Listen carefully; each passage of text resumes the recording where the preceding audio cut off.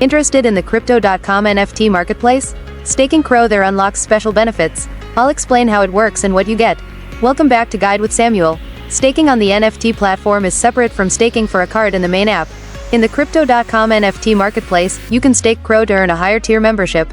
This can give you benefits like whitelist access to exclusive drops, lower fees, and higher purchase limits. The process happens within the NFT platform itself, not the main app, and the staking period and rewards are specific to the NFT ecosystem.